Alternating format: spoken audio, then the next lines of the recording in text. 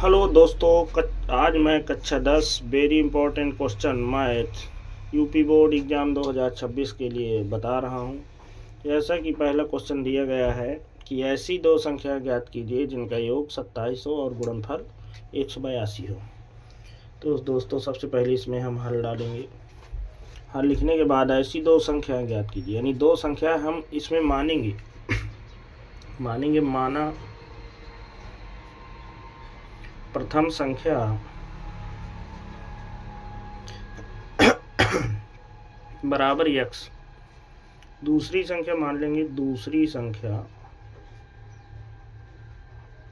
बराबर y।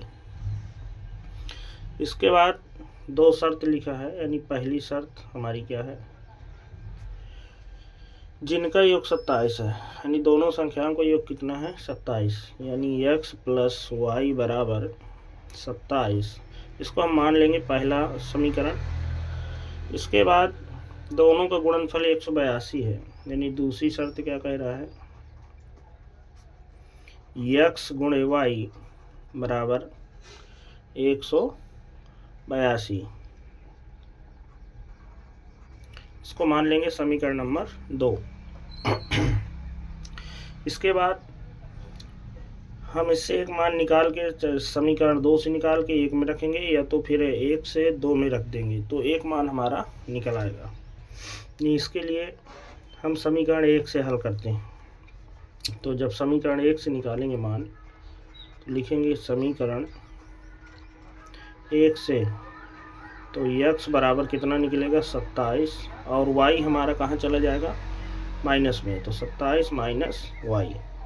अब x का मान उठा करके समीकरण 2 में रखेंगे, तो लिखेंगे x का मान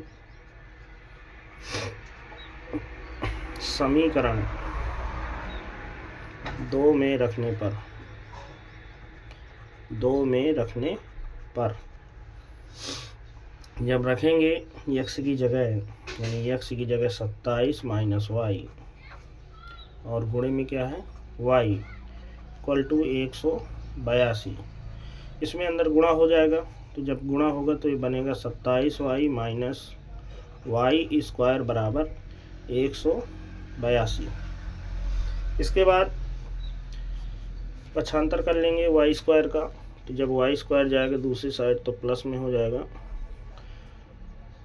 और ये भी जाएगा दूसरी साइड तो ये माइनस में होगा 27y, तो माइनस का 27y और प्लस का 182 इक्वल टू 0।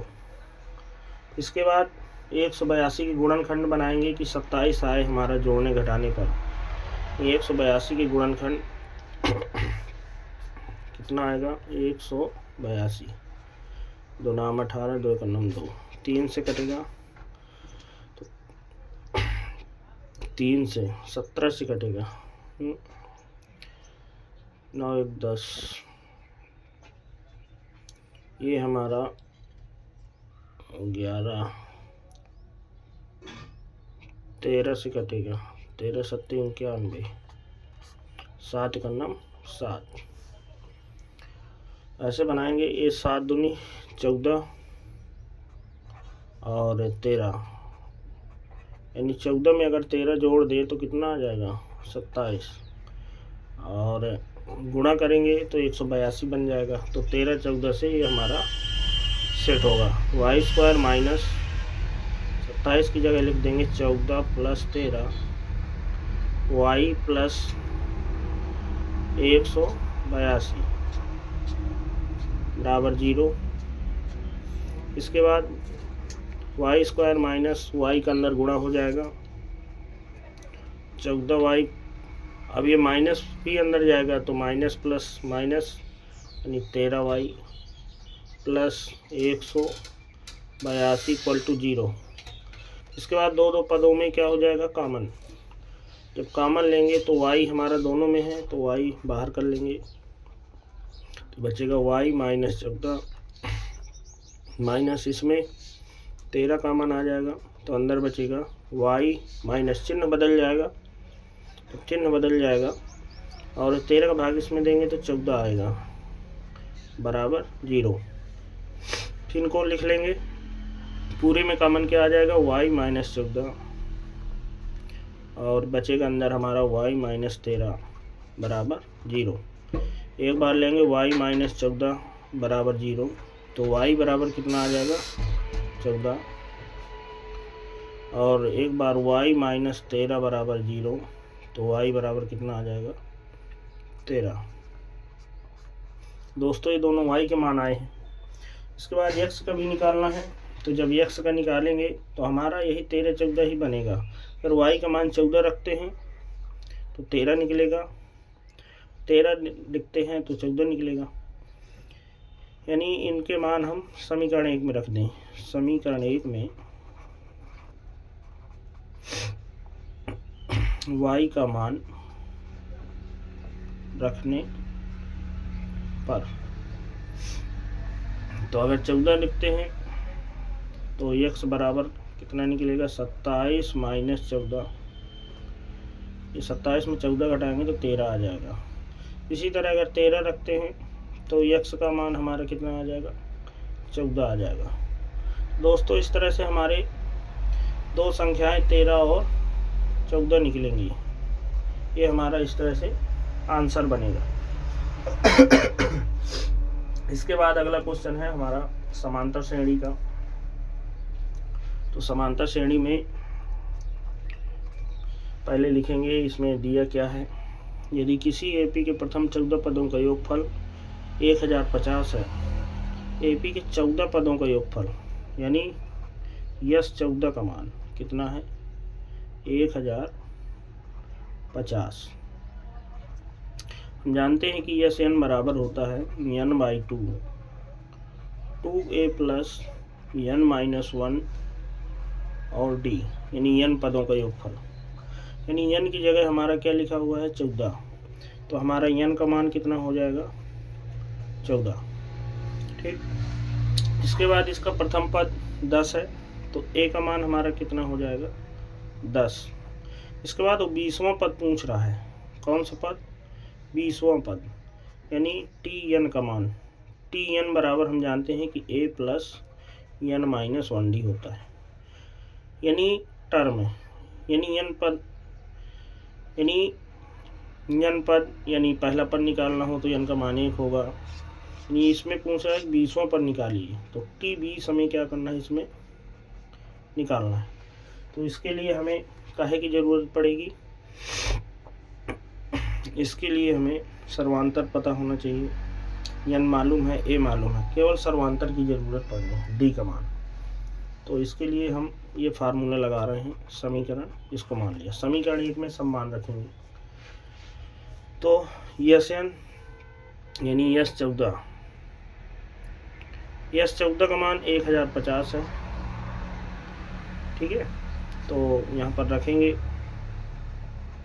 यस 14 बराबर 14/2, n का मान कितना है 14, ये बनेगा 2a, a का मान 10 प्लस 14 माइनस 1 d हमें पता करना है। यस 14 का मान 1050, यस 14 का मान कितना हो जाएगा 1050, कैंसिल होगा तो 7 बचेगा, ये बनेगा हमारा 20 प्लस 13d। यहाँ से हमारा d का मान निकलेगा, अगर भाग देना चाहे तो कैंसिल होगा, तो 7 का नम 7, 7 पन्ना 35, 150 आ जाएगा। 20 प्लस 13d, इसके बाद पक्षांतर करेंगे तो 150 माइनस 20 इक्वल टू 13d। 150 में 20 जाएगा तो 130 बचेगा, तो ये आ जाएगा हमारा 13d। इसके बाद d का मान हमारा जो निकलेगा 130/13, तो d इक्वल टू 10, 13 रहा 130, ये d का मान निकला है। इसी की हमें ज़रूरत थी, हमें t20 निकालना है। कितना निकालना है t20, यानी 20वां पद निकालना है। तो इसका फार्मूला हम जानते हैं कि ऊपर a plus n minus 1d होता है, यानी t20 इक्वल टू a का मान हमारा 10 है, प्लस n का मान 20 है। n का मान हमारा कितना है 20। ये 14 पदों का योगफल दिया था, ठीक है। तो यहाँ से n का मान हमारा 14 था, अब 20वां पद निकालना है, तो यहाँ से हमारा n का मान कितना हो जाएगा 20 हो जाएगा। यानी यहाँ पर हम कितना रखेंगे 20 माइनस 1, d का मान हमारा कितना है 10। इसके बाद ये आएगा 10 प्लस 20 में 1 घटाएंगे 19 गुणे 10। अब यहाँ पर गुणा करेंगे, यानी 10 प्लस 19 दहम 190। 190 में 10 जुड़ेगा, तो जब 190 में 10 जुड़ेगा तो T20 का मान हमारा कितना आ जाएगा, T20 का मान हमारा 200 आ जाएगा। ये 20वां पद हमारा कितना निकला 200, और यही हमको निकालना था। तो दोस्तों इस तरह से समांतर श्रेणी का सवाल आता है पेपर में, बोर्ड एग्जाम में। तो इसको हमने बताने की कोशिश किया है। अगर वीडियो अच्छा लगा हो तो सब्सक्राइब और लाइक ज़रूर करें। धन्यवाद।